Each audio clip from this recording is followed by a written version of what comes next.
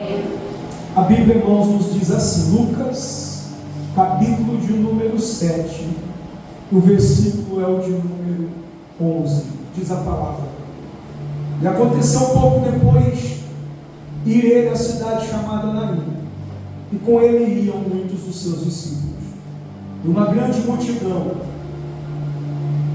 E quando chegou perto da porta da cidade, eis que levava um defunto, filho único de sua mãe, que era viúva, e com ela ia uma grande multidão da cidade.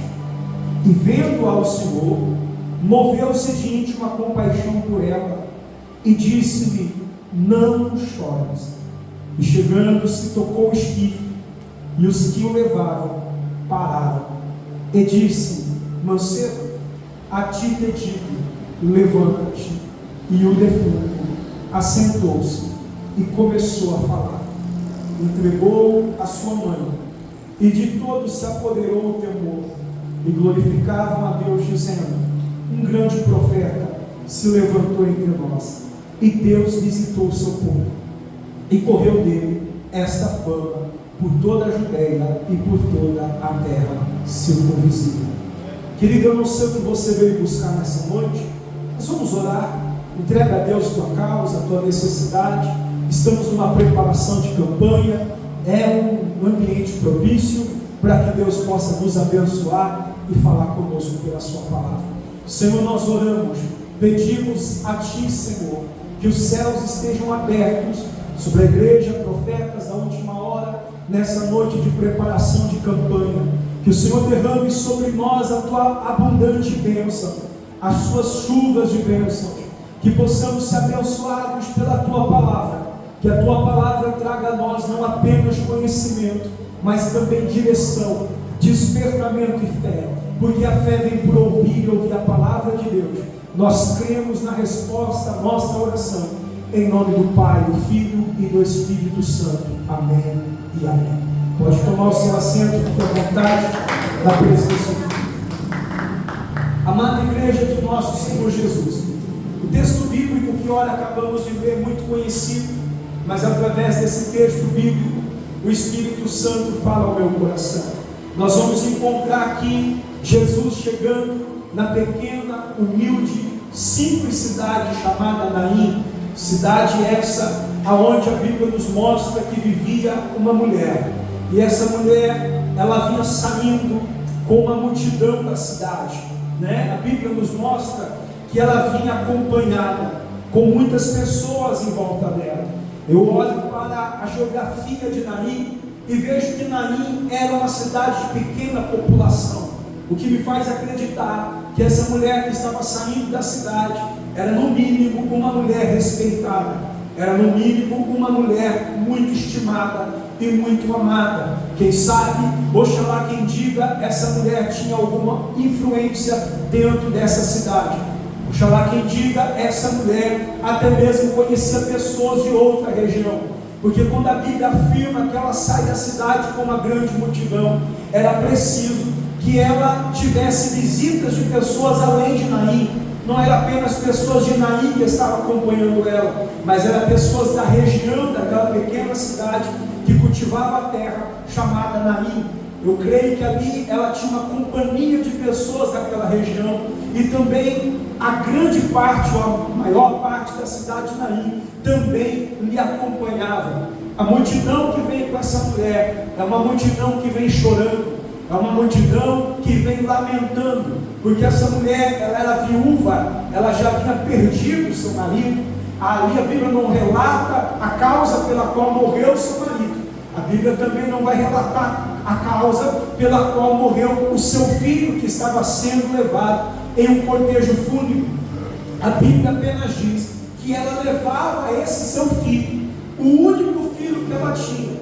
Agora essa mulher ficaria desamparada do seu marido e também agora de seu filho, e ela estava saindo porta fora da cidade. A Bíblia fala que antes dela passar pelo arco de entrada, pela porta da cidade, Jesus vinha chegando também acompanhado de uma multidão. Eu vejo um encontro inusitado, eu vejo o encontro da morte com a vida, Eu vejo o encontro da tristeza com a alegria. Eu vejo o encontro do desespero com a esperança. Eu vejo o encontro da morte com aquele que é o dono da vida. É naquele momento que essa mulher, ela vai se deparar com Jesus e ela vai se encontrar com Jesus. É maravilhoso olhar para esse texto, porque nós vemos o contraste do poder de Deus contra o maior inimigo do ser humano, que é a morte. A morte estava ali para colocar um ponto final na vida daquele mancebo e daquele jovem. A morte estava ali para deixar uma ferida aberta no coração daquela mulher. A morte estava ali para fazer sofrer aquela mulher. Mas o que a morte não esperava é que naquele mesmo caminho Jesus vinha chegando com uma multidão. Jesus vinha chegando para mudar a história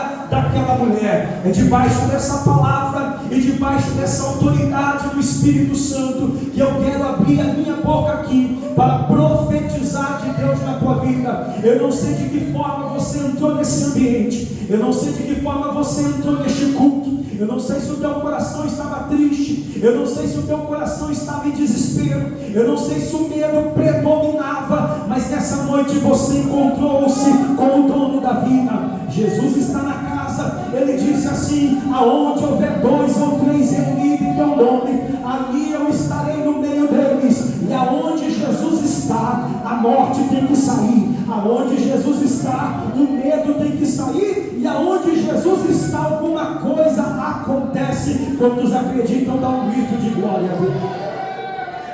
Nós olhamos que é costume em todas as culturas e tempos que quando se faz um cortejo fúnebre, aqueles que passam nesse caminho abrem caminho para aqueles que estão passando.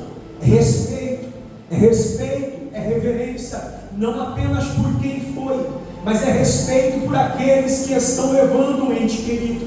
Quando se passa um cortejo, as pessoas param e deixam o cortejo passar, abrem caminho, saem da frente e deixam o cortejo passar. Porém, naquele dia, Jesus fez diferente. O cortejo vinha vindo, mas Jesus parou na frente daquele cortejo. Jesus impediu o caminho. Todos tiveram que parar, ainda antes que alguém viesse dizer para aquele homem, que muitos ali ainda não conheciam, para que ele saísse do caminho. Jesus fez questão de parar na frente. Jesus fez questão de colocar a mão no esquife, e ele parou o cortejo naquele dia. Nunca antes e nunca depois da história se viu alguém com tamanha audácia de parar na frente de um cortejo. Alguém podia pensar que era desrespeito, alguém podia pensar que era alguém que não tinha respeito, que era alguém que não tinha consideração, mas hoje eu entendo e hoje eu aprendo que não é isso. Não é que Jesus não tinha respeito e nem consideração, mas é porque Jesus era o único que poderia parar aquela marcha de morte. Jesus era o único que poderia dar uma parada naquela situação de morte e de tristeza. Nessa noite Jesus está dizendo: eu coloco uma pausa, nesse cortejo de morte. Eu faço parar aquilo que te chora e aquilo que te machuca. Quem acredita nessa palavra, diga glória a Deus. Quero compartilhar uma revelação dentro desse texto. A Bíblia vai dizer em Lucas, no capítulo de número 7, no versículo de número 13, aqui o Espírito Santo me revelou algo. Quando eu olho para esse texto, o texto diz assim: e vendo-a, o Senhor moveu-se de íntima compaixão por ela. Eu pergunto para você: Jesus viu o jovem? Jesus viu a multidão? Jesus viu aquele jovem cheio de vida, tinha uma vida pela frente, morreu de forma precoce, muito jovem, tinha uma vida para realizar. Mas a Bíblia não vai dizer assim: Jesus viu o jovem. A Bíblia não vai dizer assim: Jesus viu a multidão. Não, mas a Bíblia vai dizer: Jesus vendo-a. Quem que Jesus viu? Uma mulher, uma mãe que estava chorando. O texto vai dizer que Jesus, movido de íntima compaixão por ela.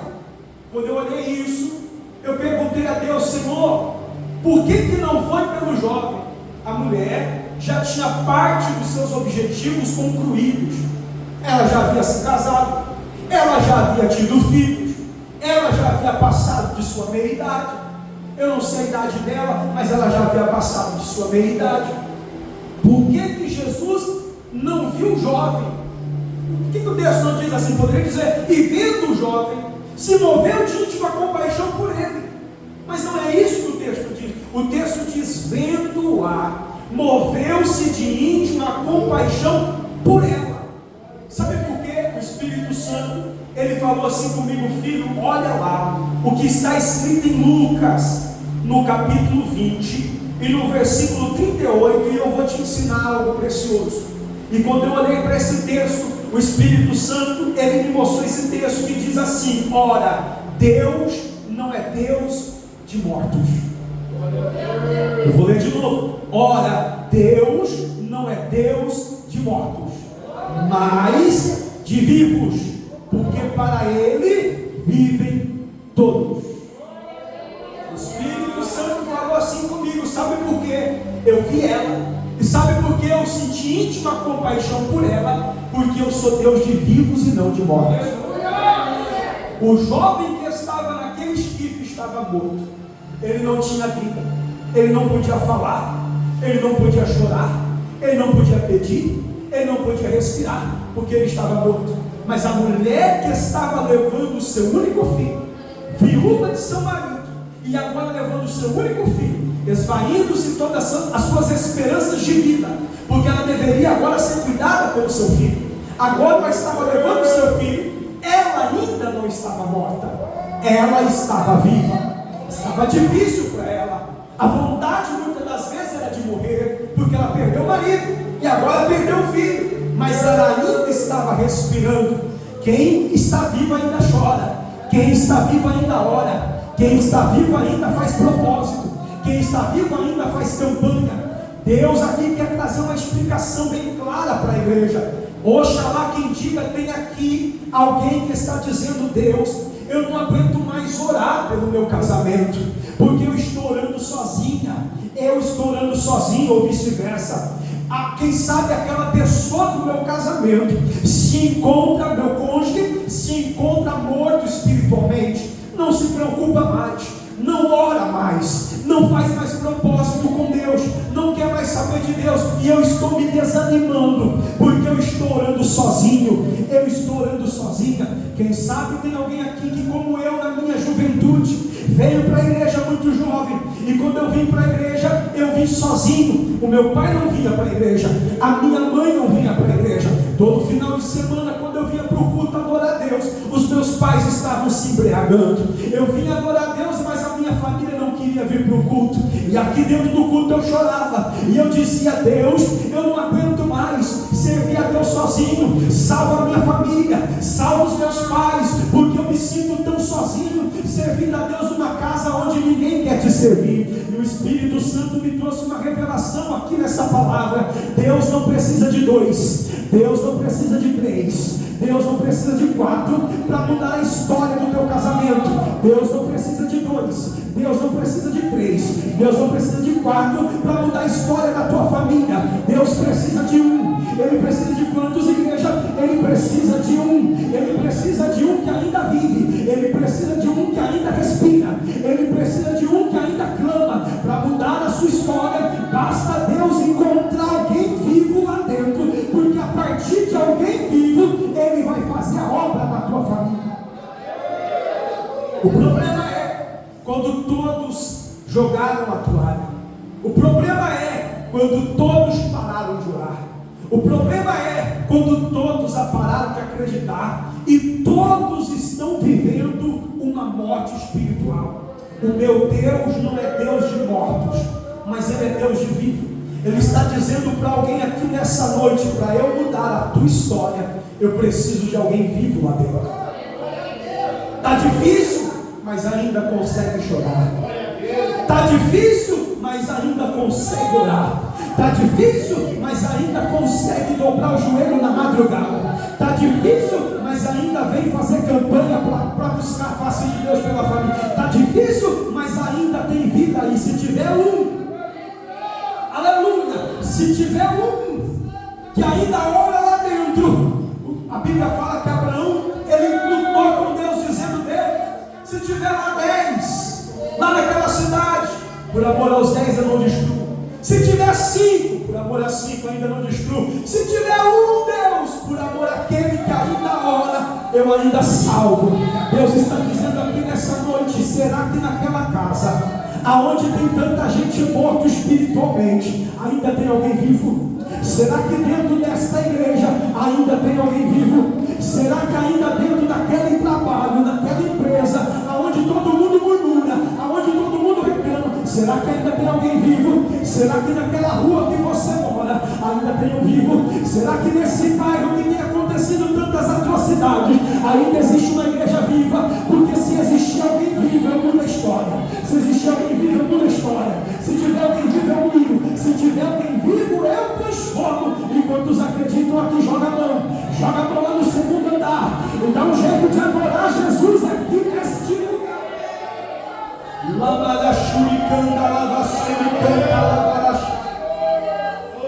Não foi por causa do jovem, não foi por causa do jovem, foi por causa da mãe que estava viva. Deus vai mudar a história de alguém. Aquela pessoa vai se ver em uma outra realidade. Aquela pessoa vai se ver em uma outra realidade. E Deus vai dizer assim: foi por causa da sua oração, foi por causa do seu clamor. Primeiro, Jesus olhou para ela porque ela estava viva. Diga comigo: Jesus olhou para ela porque ela estava viva. Pergunta para a pessoa que está do teu lado, chama ela para o culto e diz assim: você está vivo? Então Jesus está olhando para você. Segundo lugar, Jesus olhou para ela porque ela estava chorando. Meu Deus, isso é muito forte. Isso é muito forte. Porque Deus não resiste quando o crente chora. Aleluia. Deus não resiste quando o crente chora. Aleluia. Tem uma canção que diz assim: que Deus não resiste quando o crente chora. A Bíblia vai dizer algo interessante no livro do profeta Ezequiel, no capítulo de número 9, nos versículos 1 a seguir, depois você lê na sua casa. A Bíblia vai contar para Ezequiel e vai mostrar para Ezequiel, Deus revela para Ezequiel: o povo de Deus estava desgarrado dos caminhos do Senhor. O povo de Deus não tinha mais temor e obediência, havia se corrompido. E a Bíblia fala que Deus estava a subjugar o pecado do povo. Então Deus vai enviar 6 varões. A Bíblia fala que Deus envia 6 varões. Quantos varões, igreja? 6 varões. E nas suas mãos havia uma arma letal, havia uma arma mortal, havia uma arma de morte em grande quantidade, de morte em massa. E a ordem de Deus pelo pecado do povo era muito dura. A ordem de Deus era muito severa. Deus havia dito assim: matem, desde os anciões, os mais velhos, até as mulheres e crianças, ninguém passará, ninguém sobreviverá. Deus estava entrando na terra de Israel com juízo. Deus estava entrando na terra de Judá com juízo. E a ordem de Deus era essa: matem crianças, jovens, mulheres e também os anciãos, porque ninguém tampou a brecha, porque ninguém temeu ao Senhor. E quando 6 varões estavam prontos para executar a ordem de Deus, apareceu no meio dos 6 um 7º varão. É sempre o 7º. Apareceu no meio dos 6 um 7º varão, e ele estava vestido de linho puro, ele estava vestido de branco, simbolizando santidade. E ele tinha na sua cintura, ele tinha uma caneta, ele tinha uma pena de um escrivão, ele tinha um tinteiro de um escrivão. Quem me ouve, diga glória a Deus. Ele tinha uma tinta de um escrivão, pastor Marcos. E o Senhor disse assim para ele: parem, para os 6 que iriam executar, parem todos. E aquele varão saiu no meio deles, e o Senhor disse assim: marque na testa os que ainda choram. Aleluia! Marque na testa os que ainda choram. A ordem de Deus era antes: matem os anciões, matem os jovens, Crianças, mulheres, não poupe ninguém por causa do pecado que cheirou mal as minhas narinas. Mas Deus então viu alguém chorando na terra. Deus viu alguém dizendo assim: Senhor, eu sei que ele errou, mas perdoa. Eu sei, Senhor, que houve aqui algo, mas tenha misericórdia do seu povo. Tenha misericórdia da sua nação. É como Moisés em cima do monte, Deus dizendo: eu vou exterminar todos, porque eles pecaram contra mim, adorando o bezerro de ouro e dando a ele glória ao invés do Deus verdadeiro. Irmão, o pecado do povo lá não foi só adorar o bezerro, mas foi dizer que o bezerro abriu o mar vermelho, foi dizer que foi o bezerro que deu maná, foi dizer que foi o bezerro que tirou a água da rocha. Deus estava sendo traído, e além de Deus ser traído, aquele povo estava dando a glória dos milagres que Deus fez aos bezerros. Deus está dizendo: não foi bezerro, fui eu. E Deus disse assim para Moisés: Moisés, eu destruirei esse povo e vou fazer de você uma nova nação. Só que a Bíblia diz que Moisés, ele dobrou o joelho e disse: não, Deus, se tu tocares na vida desse povo, risca o meu nome do teu livro. E ele disse o que vai dizer as outras nações sobre um Deus que vai lá e extermina o seu povo. Moisés se colocou na brecha, chorou, colocou a sua salvação em risco para salvar aquele povo. E Deus ama isso, meu irmão. Deus ama os que ainda intercedem. Deus ama os que se colocam na brecha.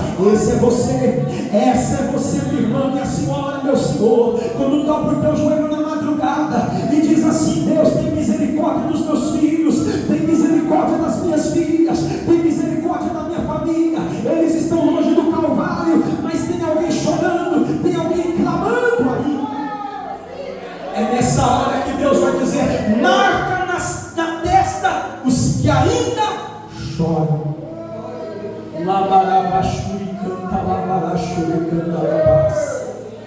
Deus está falando com alguém aqui.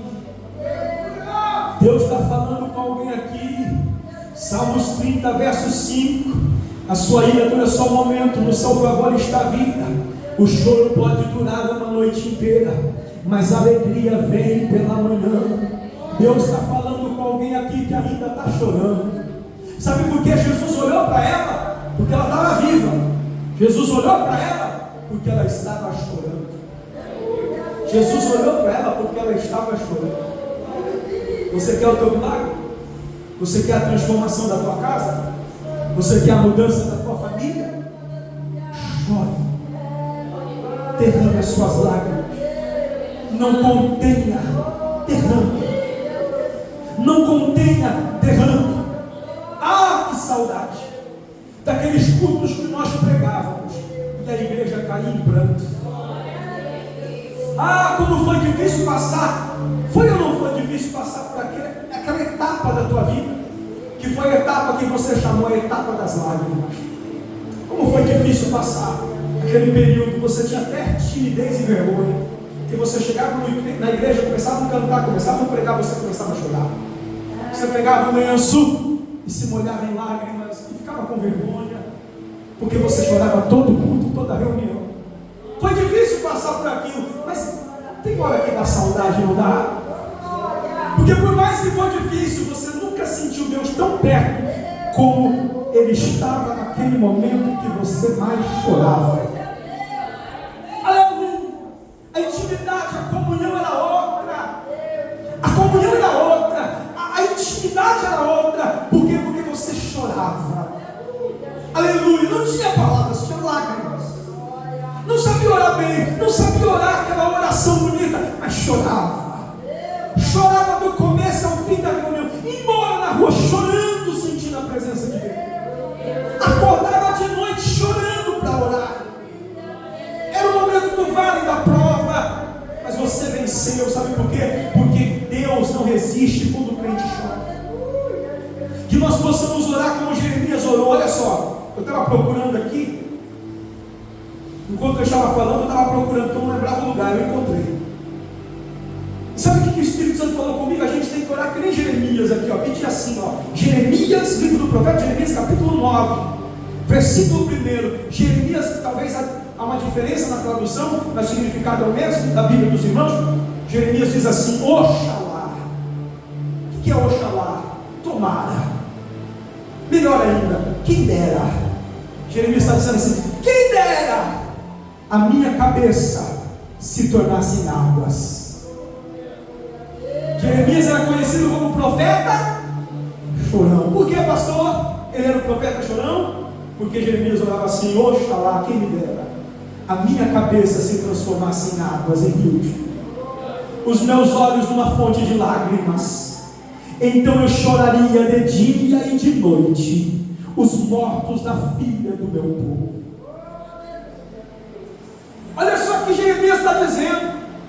Jeremias está dizendo: quem dera a minha cabeça se transformasse em águas, e as minhas lágrimas corressem nos meus olhos, para que eu orasse pelos feridos, pelos machucados, por aqueles que se perderam, por aqueles que estão em lamentações, pelo povo de Deus. Sabe por que Jeremias é o profeta das lágrimas, missionário Alessandro? Porque ele, somente ele, que tem um livro só para chorar. Jeremias tem um livro só para chorar. Irmão Tiago, o livro das lamentações de Jeremias. E é nesse livro que eu aprendi, nesse livro que eu aprendi, que o Senhor, as suas misericórdias, elas se renovam a cada manhã. É nesse livro que Jeremias ele fez só para chorar, só para lamentar, que eu aprendi que é por causa das misericórdias do Senhor que nós estamos de pé e não somos consumidos. É nesse livro que eu aprendi que o Senhor, ele recolhe as nossas lágrimas. Existe uma revelação muito profunda no livro de Salmos, número 56 e verso 8, uma revelação fortíssima. A Bíblia declara: o salmista Davi teve uma visão, uma revelação, e relatou para nós. Salmos 56 verso 8: Senhor, tu contastes as minhas variações. O que é isso? Os momentos que eu fugi, que eu corri de lá para cá, daqui para lá, perseguido por Saul, perseguido pelos filisteus, eu não tinha para onde ir. Eu entrei numa caverna. O Senhor contou os meus passos, as minhas variações, aonde eu fui, o Senhor me viu. Aí ele fala assim: ó, põe as minhas lágrimas no teu óleo. Não estão elas no teu livro? Olha que Davi está me ensinando. Davi está contando um segredo para os que choram. Ele está dizendo assim: crente, quando você ora é uma bênção, mas quando você chora é diferente. Porque quando você chora, Deus tem um agente. Esse agente é o agente das lágrimas. Quando você chora, crente, existe um agente. Ele desce do céu, aleluia. Quantas vezes ele te visitou naquele quarto? Quantas vezes ele te visitou lá naquele monte? Quantas vezes ele te visitou dentro da igreja? Ele desce do céu e ele traz na mão um odre, um vasinho, ele fala diante de você e ele espera você chorar. Quando você chora, a tua lágrima cai dentro do odre. E ele enche o odre e ele leva para o céu. Para quê, pastor? Davi contou que Deus tem lá no céu um livro. Deus tem lá no céu um livro. E quando aquele livro está lá, chega um anjo com as suas lágrimas, ele derrama no livro. Você não sabe o que está orando, não sabe o que está pedindo, mas até onde eu entendo, o livro é para ler. Até onde eu entendo, o livro é uma literatura. Até onde eu entendo, o livro traz uma informação. Então, quando a lágrima é derramada no livro, ela se transforma em palavras. Ela se transforma em algo que dá para ler. E naquele momento, diabo nenhum consegue ler, demônio nenhum consegue entender. Mas quando Deus olha para o livro, ele sabe exatamente o que a tua lágrima diz. Ele sabe exatamente o que a tua lágrima diz. É por isso que Jesus viu ela, porque ela estava chorando. É por isso que Jesus viu ela, porque ela estava chorando. E o que Jesus disse para ela? Jesus olhou para ela e disse assim: não chores mais. Não chores mais. A mão amiga de Jesus. Vou voltar aqui no texto de Lucas 7, vou entregar aqui. A mão amiga de Jesus tocou o esquife. E quando Jesus tocou o esquife, todos pararam. A Bíblia fala: Jesus tocou o esquife, os que levavam pararam. E disse: mancebo, jovem, a ti pedi, levanta-te. E o defunto assentou-se e começou a falar. E a Bíblia fala assim: entregou a sua mãe. Eu sou muito observador, e quando eu oro, lendo a palavra, eu digo assim: Senhor, mostra para mim o que está além dos olhos, mostra para mim algo que está implícito no texto, que está além dos olhos. E eu entendi algo assim: olha, esse jovem, ele não é uma criança, um bebê, para ele pegar no colo e dar para a mãe. Não tinha nem condição da mãe segurar esse rapaz no colo. Imagina só, irmão, eu olho para o Luiz, meu filho, e digo assim, às vezes, eu não consigo nem pegar no colo mais. O Luiz está pesado, está quase um saco de cimento, né, amor? Está pesado. Agora imagina como que pega um rapaz jovem, pela palavra fala jovem, 16, 17 anos, por volta dessa idade. Como que a mãe vai pegar? Entregou a sua mãe. Como assim? Ela não tinha condição de pegar no colo, mas o texto de forma implícita está dizendo assim: ele devolveu ele para a mãe. Qual era o propósito da vida desse jovem, uma vez que o seu pai havia falecido? O propósito, já rezado na lei mosaica, orado na lei mosaica, era esse: quando uma mulher fica viúva, seu filho vai cuidar dela. No caso de Maria, a Bíblia fala que quando José morreu, Jesus, sendo mais velho, cuidava de Maria. Mas aí Jesus morreu na cruz. O que Jesus falou? Ele disse assim: eis aí a tua mãe, e eis aí o teu filho. Para quem? João e Maria. A partir daquele momento, Maria foi morar com João. Quem está entendendo? Diga glória a Deus. Alguém precisa cuidar da viúva. Então, o propósito do jovem era esse: eu vou crescer, eu vou fazer família, eu vou trabalhar, mas eu nunca vou desamparar minha mãe, eu vou cuidar da minha mãe. Ela tinha uma tristeza pela perda do marido, mas uma esperança pela vida do filho. Mas agora o filho morreu, e o propósito dele acabou. Só que Jesus está dizendo: eu estou entrando e estou te devolvendo para o propósito. Você não entendeu? Eu vou dizer de novo: eu estou chegando no cenário, e aquilo pelo qual eu te chamei para viver, que foi impedido, impelido pelas circunstâncias da vida, pelos acontecimentos fatídicos, inesperados, que fez com que o projeto parasse, que fez com que o propósito estagnasse. Agora eu estou chegando e estou te devolvendo para o propósito. Aleluia. A Bíblia não fala qual foi a causa da morte do jovem. Eu posso conjecturar. Quem sabe ele caiu de um alto lugar, bateu a cabeça. Quem sabe ele sofreu um afogamento, quem sabe até mesmo brincando em um riacho. Quem sabe ele sofreu um acidente, eu não sei. Algo veio, aconteceu para tirar ele do propósito. E eu pergunto para você nessa noite: o que é que tirou você do propósito? É forte, né? O que é que tirou você do propósito quando eu disse que eu ia fazer de você, aleluia? Quando eu disse que eu ia fazer através de você, quando eu disse que eu ia realizar na tua vida algum incidente, algum acontecimento indesejável que não foi planejado, ele veio impedir o propósito, mas Jesus chegou no cenário e disse assim: eu estou te devolvendo para o propósito, eu estou te devolvendo para o chamado, e nada vai impedir aquilo que eu tenho para fazer na tua vida. Lá para Xuricanda, lá para Xuricanda, lá para devolveu para ela. Olha aí, mãe, leva o teu filho, ele vai cuidar de você, porque o propósito ainda vai se cumprir. Aleluia, aleluia, aleluia, aleluia, aleluia, aleluia. Tem uma palavra profética, eu não ia falar isso, mas o Espírito Santo bradou aqui no meu coração agora. Não deu tempo nem dela sair da cidade. Quando ela ia sair da cidade, não deu tempo nem de sair. Jesus entrou na cidade antes que ela saísse. É forte. O pastor Márcio aqui nos ensina que quando passava da cidade, era como se fizesse uma sentença. Era do lado de fora da cidade que se fazia um juízo, que fazia uma sentença e se reunia. Se fosse apedrejar, lembra de Estevão? Estevão foi levado para fora da cidade para ser apedrejado. Então, fora da cidade era o lugar que batia a sentença, batia o martelo. Não deu tempo de bater o martelo, Jesus chegou primeiro. O Espírito Santo está falando para uma pessoa aqui, ó.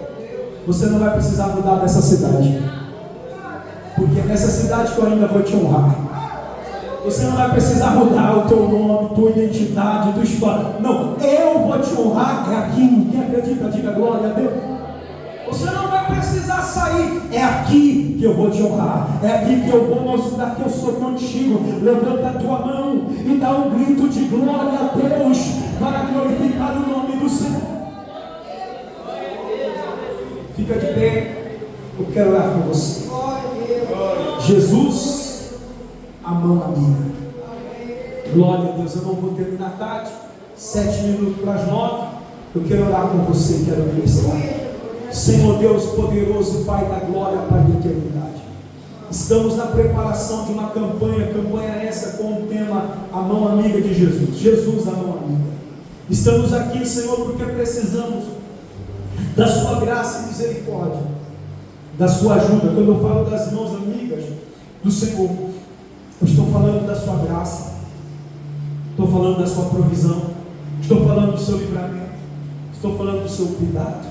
Senhor, estende sobre nós a tua mão amiga, não nos deixe cair, devolva-nos ao propósito.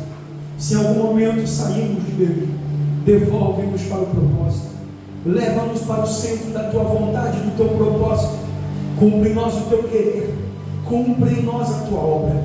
Eu acredito, creio, ministro e profetizo vitória na vida do povo de Deus que aqui está, na vida desta igreja que é viva. Senhor, o Senhor é Deus de vivos. Para mudar a história, o Senhor precisa de vivos, de alguém que ainda chora, de alguém que ainda ora. Então, Senhor, ministra em nós a tua vontade, o teu querer, o teu propósito, e faça magnificar e glorificar o teu nome. Que a bênção de Deus venha de encontro, que a bênção de Deus seja na vida do meu irmão e na vida da minha irmã. Senhor, eu oro que, se for de sua vontade, o Senhor revele. Se for da sua vontade, o Senhor dê a revelação, dê a palavra revelada, ministra na vida do teu povo a vitória que eles precisam, porque o Senhor é poderoso para fazer, em nome do Pai, em nome do Filho, em nome do Espírito Santo. Amém e amém. Tome o seu assento por 5 minutinhos e nós já vamos terminar. Dá glória a Deus. Diga assim comigo: glória ao Pai, glória ao Filho e glória ao Espírito Santo de Deus. No Camila, levanta a sua mão. Eu vi a Deus visitando uma pessoa dos teus. Eu vi o Senhor tocando do lado esquerdo o coração dessa pessoa, e Deus estava dando um livramento. O livramento que Deus está dando era um livramento de um infarto. Eu vi essa pessoa, até mesmo o coração dessa pessoa fraco, e eu vi essa pessoa tendo problemas na sua pressão. O Senhor nessa noite está visitando aquela pessoa e dando um grande livramento. E sabe por quê? Porque Ele é Deus de vivos. Enquanto tem alguém que ora, Deus está dando livramento, Deus está dando vitória. Recebe de Deus o livramento com aquela pessoa, em nome de Jesus. Dá glória a Deus. Diga glória a Deus. Diga aleluia. Diga graças a Deus. Missionária Alessandra, Deus mostrava que o Senhor tem uma obra específica para fazer naquele lugar. Deus tem algo específico. O Espírito Santo já tem ministrado no teu coração. O Espírito Santo já tem falado no teu interior e ministrado no teu coração. E o Espírito que está em ti testifica com aquilo que há em mim. E o Senhor, Ele diz assim: fala para minha serva que eu darei condições. Fala para minha serva que eu vou enviar ajuda. Fala para minha serva que, assim como eu fui com Noé e eu estive na obra, eu vou estar e eu vou preparar. Tudo passa por um primeiro passo, tudo passa por uma decisão. O Senhor está dizendo: Ele é Deus que aperta o play para viver aquilo que Ele já revelou. Então, em nome de Jesus, toma posse dessa vitória. Vai alegrar uma família e vai impactar vidas através daquilo que está no teu coração, que às vezes você até fala, você até diz daquilo que está no teu coração. Então recebe essa palavra em nome de Jesus. Dá glória a Deus.